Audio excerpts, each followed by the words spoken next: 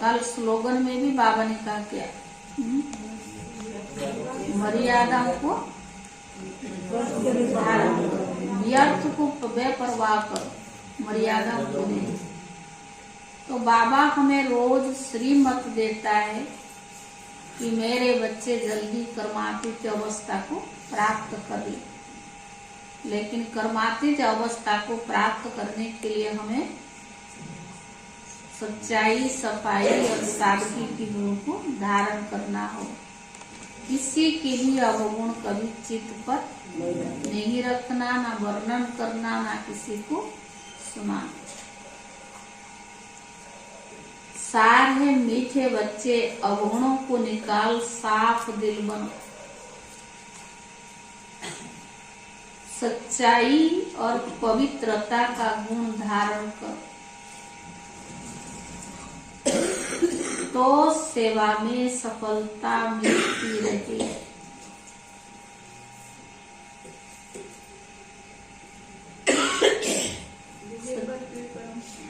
मीठे बच्चे, अवगुणों को निकाल साफ दिल बनो।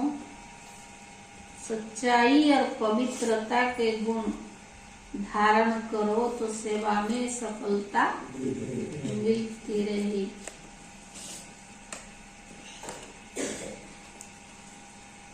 प्रश्न है, तुम ब्राह्मण बच्चों की कर्मातीत अवस्था कब और कैसे बनेगी?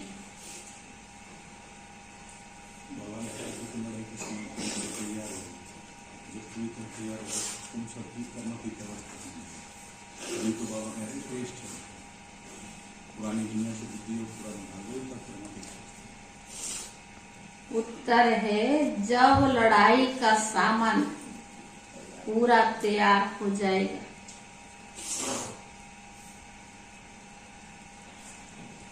तब तुम सबकी कर्मातीत अवस्था नंबरवार बन जाएगी।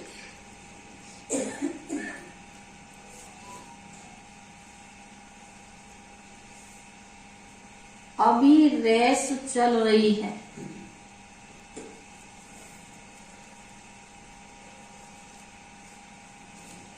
कर्मातीत बनने के लिए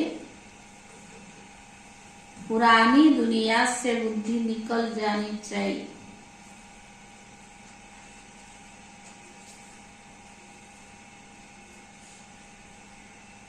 शिव बाबा जिनसे 21 जन्मों का वर्षा मिलता है,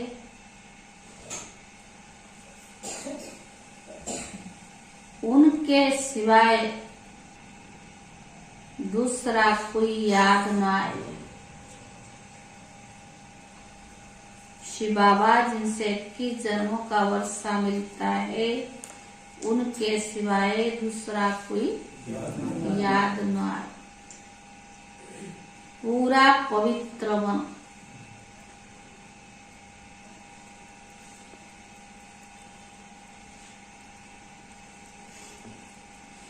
गीत है, मुखड़ा देख ले प्राण। ओम शांति।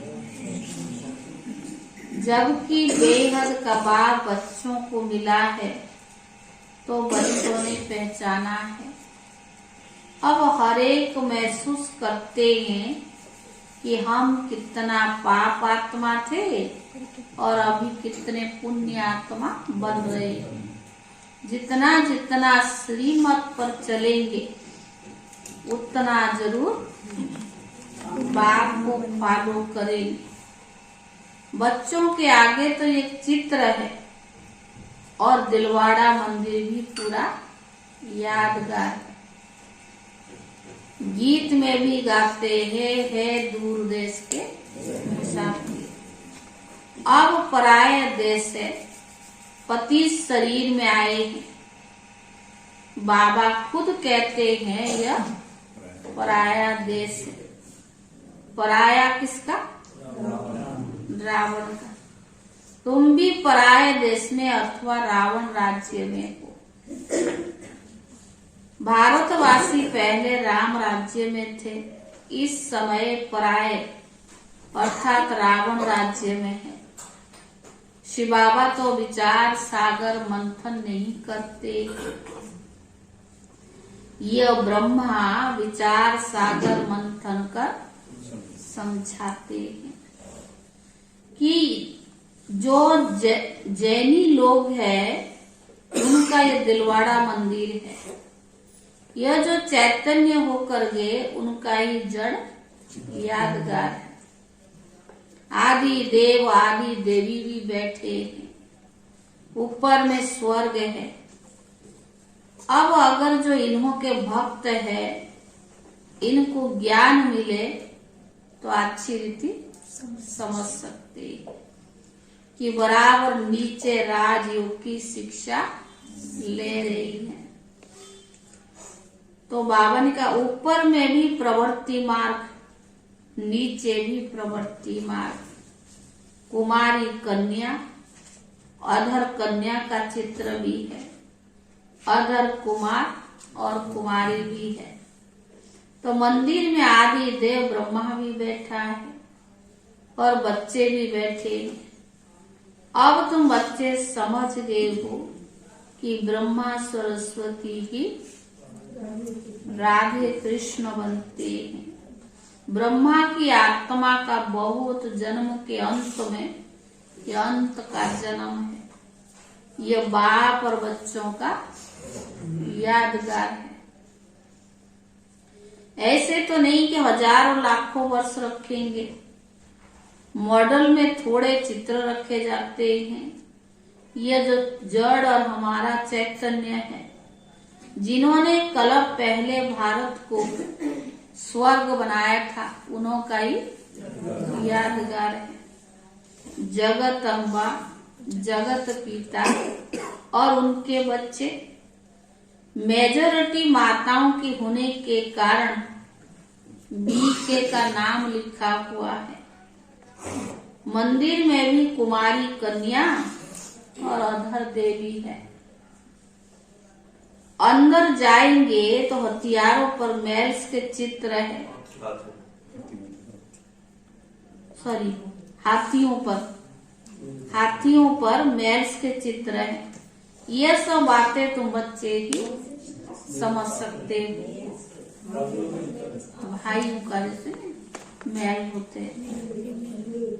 तुम अभी साफ दिल बनते हो, आत्मा से अवगुण निकाल रही हो। तुम्हारी मम्मा किसको भी समझाती थी, तीर लग जाता था।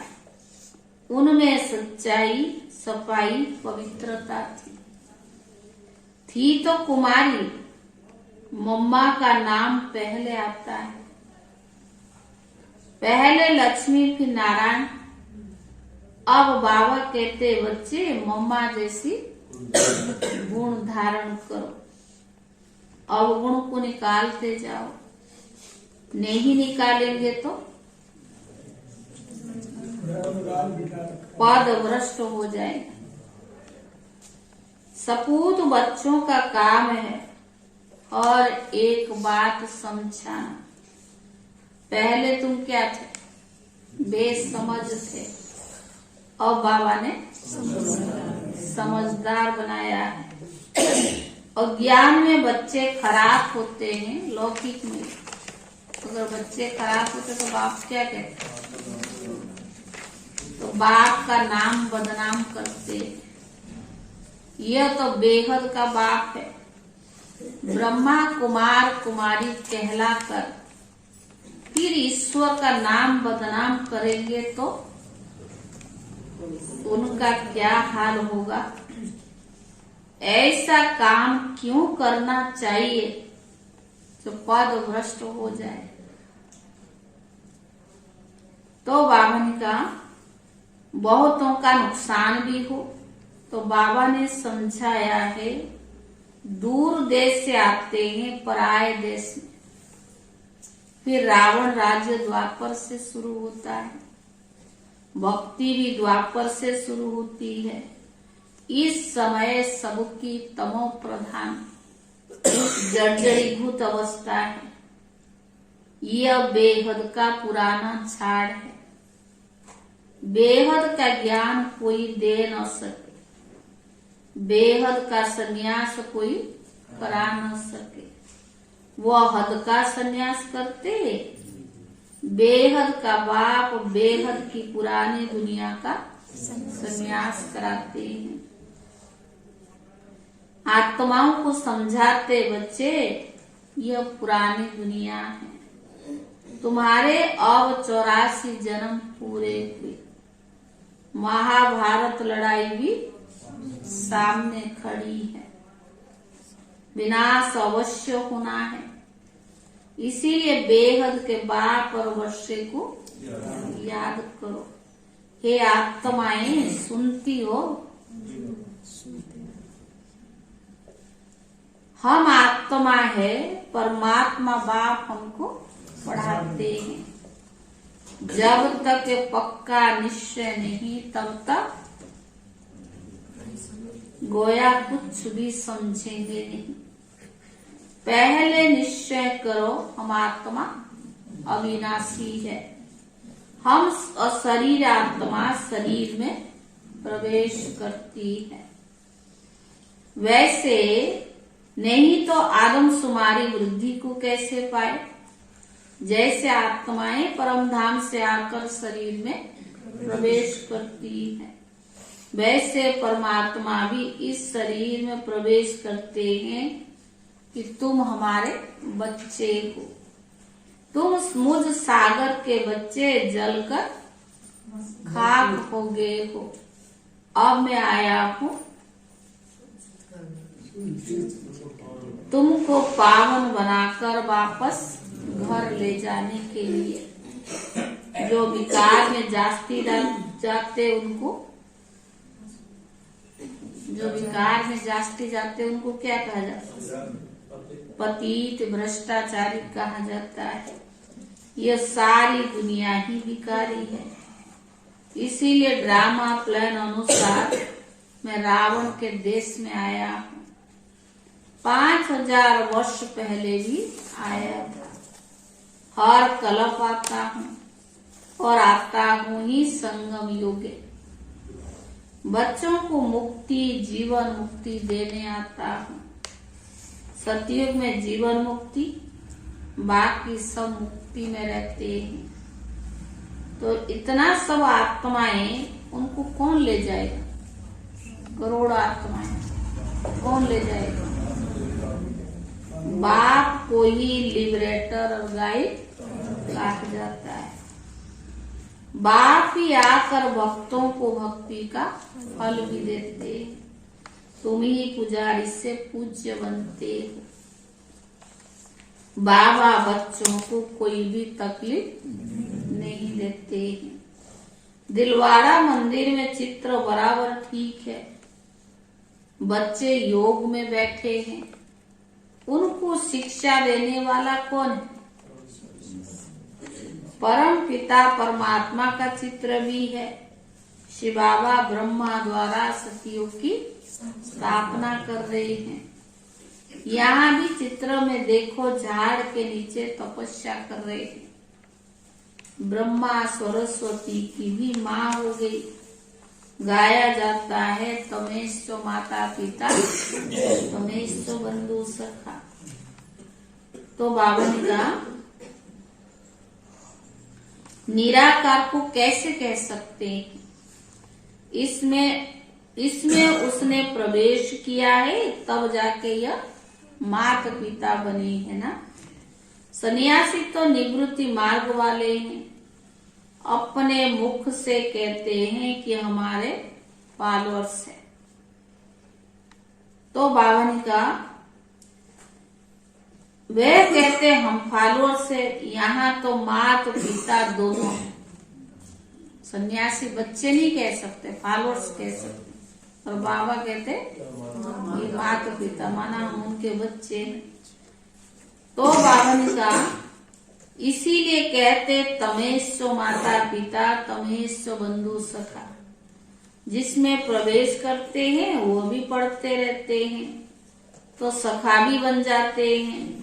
शिव बाबा कहते मैंने ब्रह्मा को एडॉप्ट किया है, तुम राजयोग भी सीख रही हो। शिव बाबा को अपना शरीर तो है नहीं। वहां मंदिर में लिंग रखा है। दिलवाड़ा का अर्थ कोई समझ नहीं सकते। अधर कुमारी, कुंवारी कन्या भी है। सिखलाने वाला शिव बाबा का चित्र भी है। स्वर्ग का मालिक बनाने वाला जरूर कौन चाहिए? उस्ताद चाहिए ना। वहां श्री कृष्ण की बात नहीं, जहां ब्रह्मा बैठा है। वहां श्री कृष्ण कैसे आए? श्री कृष्ण की आत्मा तपस्या कर रही है सुंदर बनने के लिए। अभी वो शाम है। ऊपर में बैकुंठ के सुंदर चित्र खड़े हैं। ब्राह्मण ब्राह्मणियां फिर देवता बनेंगे। तुम्हें ऐसा बनाने वाला सबसे ऊंचा है। तो ये दिलवाड़ा मंदिर भी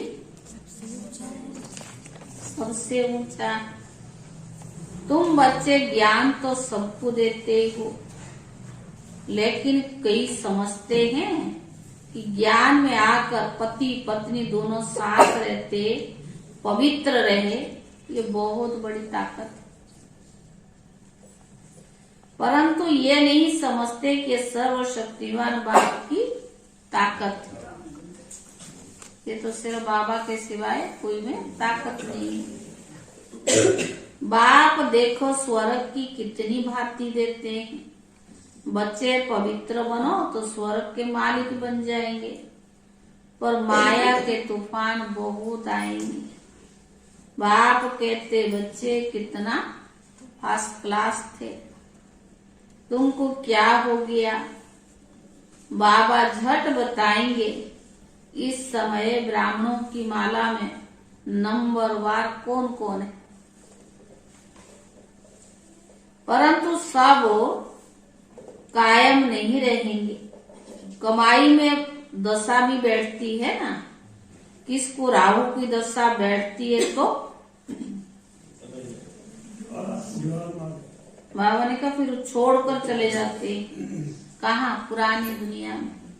कहते हमसे इतना मेहनत नहीं होती है।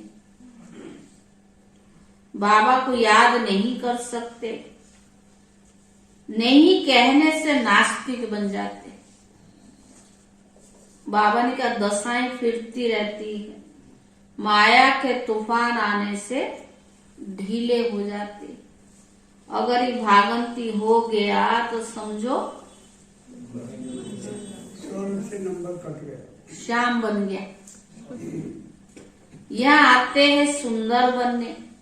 तुम ब्राह्मण कुल वाले श्याम से सुंदर बन रहे हो। यहाँ बहुत जबरदस्त कमाई है। बच्चे जानते हैं मम्मा बाबा लक्ष्मी नारायण बनेंगे। बच्चे कहते बाबा हम भी आप जैसा पुरुषार्थ कर जरूर तख्त नशीन बनेंगे, बारिश बनेंगे। परंतु फिर भी ग्रहचारी तो बैठ जाती है। पर चलन भी तो बहुत अच्छा चाहिए ना।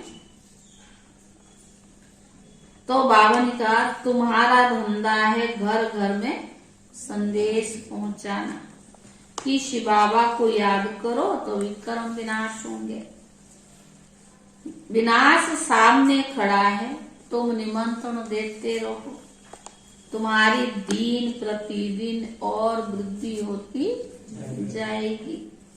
सेंटर्स खोलते जाएंगे। ये इतना बड़ा मकान भी कम पड़ जाएगा। साकार मूल्य तो सब हो रहा है। आगे चलकर कितने मकान चाहिए।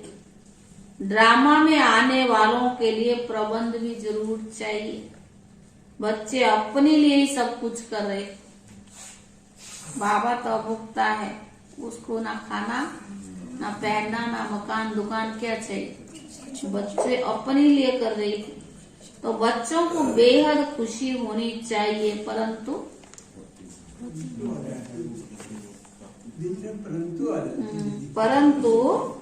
माया घड़ी घड़ी बुद्धि तोड़ देती है। अभी माला बन नहीं सकती, अंत में रुद्र माला बनेगी। फिर विष्णु की माला बन जाएगी। बाबा बच्चों को कितनी अच्छी रीति समझाते हैं। अम्बा के मंदिर के आगे भी अपना सेंटर होना चाहिए, जो सब कुछ समझाया जाए।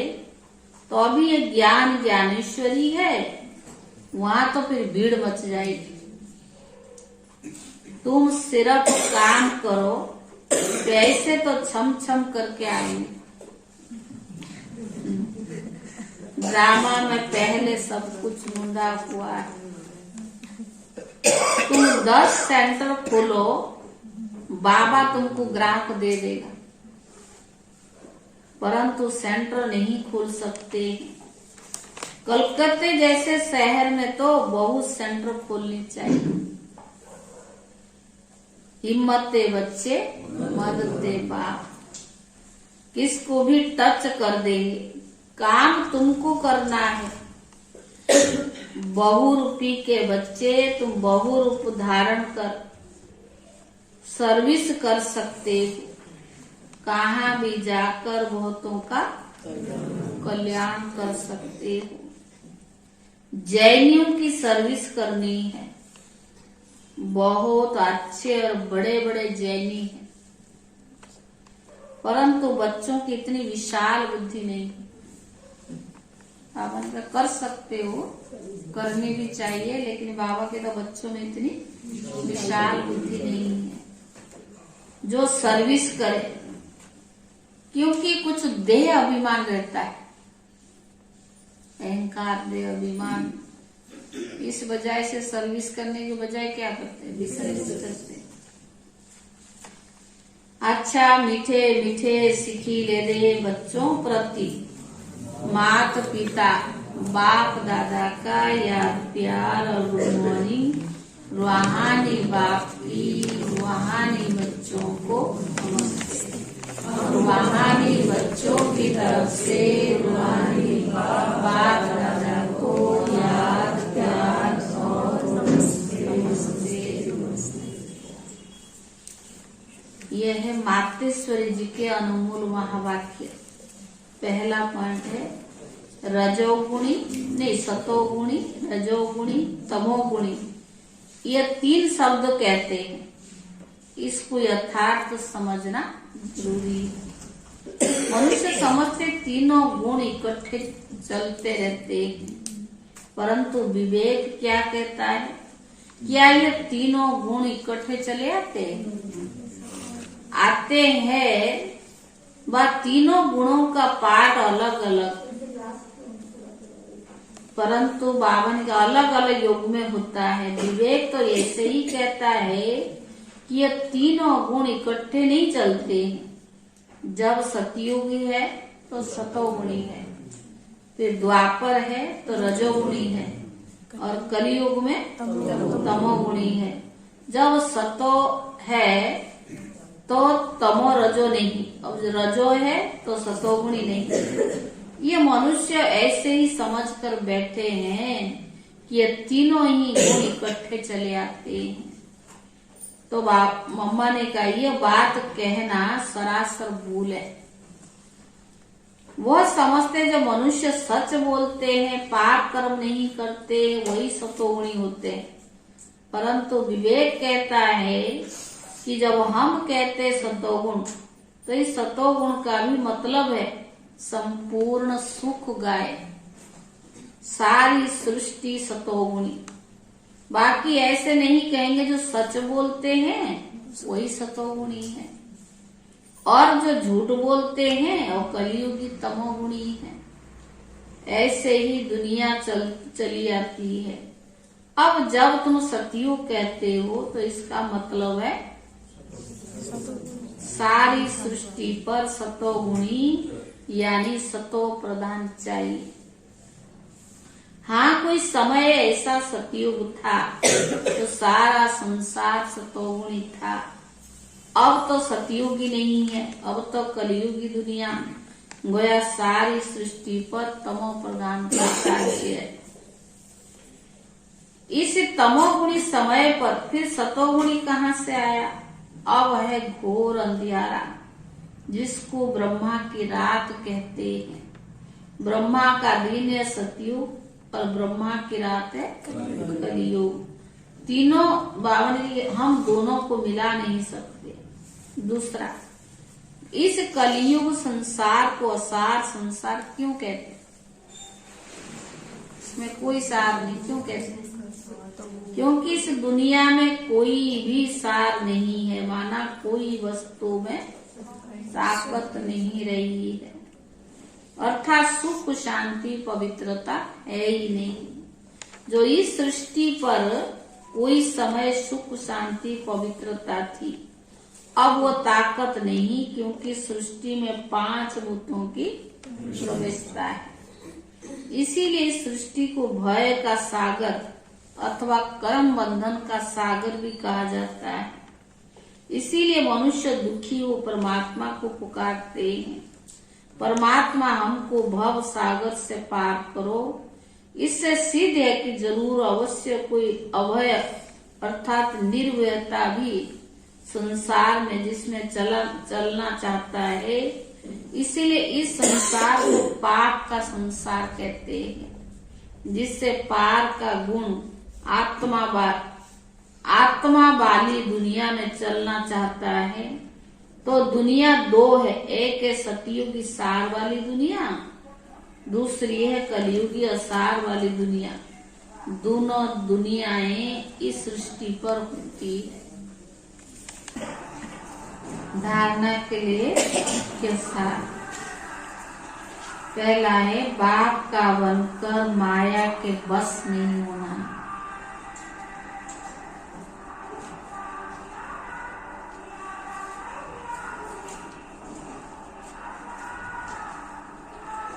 कर्मातीत बनने का पुरुषार्थ करना। बाप को भूल नास्तिक नहीं बनना।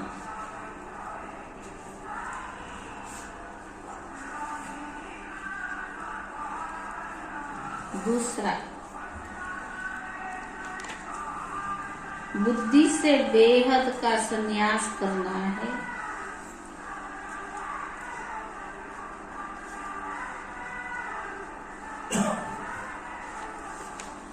दूसरा, बुद्धि से बेहद का संन्यास करना है। बेहद खुशी में रहकर विशाल बुद्धि बन सेवा करनी।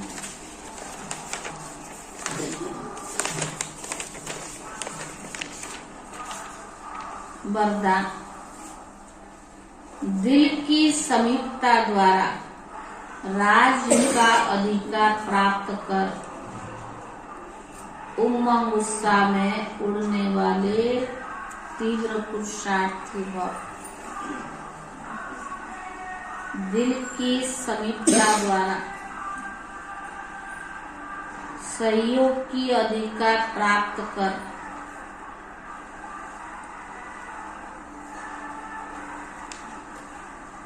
उमंग उत्साह में उड़ने वाले तीव्र पुरुषार्थी भव। जो बच्चे दूर बैठे भी सदा बाप की दिल के समीप है, उन्हों के सहयोग का अधिकार प्राप्त होते हैं। जो बच्चे दूर बैठे सदा बाप की दिल के समीप है, उन्हें सहयोग का अधिकार प्राप्त होता है और अंत तक सहयोग मिलता रहेगा।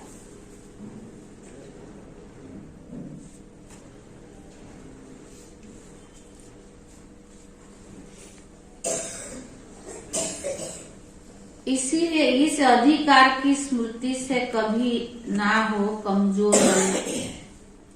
इसीलिए इस अधिकार की स्मृति से कभी भी ना तो कमजोर बनना, ना तो दिल शिकस्त बनना।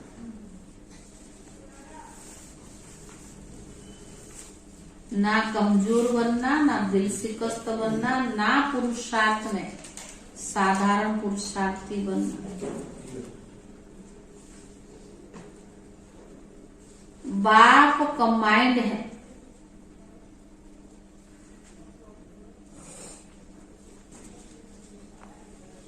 इसीलिए सदा उमंग उत्साह से तीव्र पुरुषार्थी बन आगे बढ़ते रहना। इसीलिए सदा उमंग उत्साह से तीव्र पुरुषार्थी बन आगे बढ़ते रहना। कमजोरी व दिल शिकस्तपन बाप के हवाले कर दो। कमजोरी व दिल शिकस्तपन बाप के हवाले कर दो। अपने पास सिर्फ उमंग उत्साह। स्लोगन, श्रीमत के कदम पर कदम रखते चलो तो संपूर्णता की मंजिल समीप आ ही जाएगी। श्रीमत के कदम पर कदम रखते चलो तो संपूर्णता की मंजिल समीप आ ही जाएगी। ओम शांति।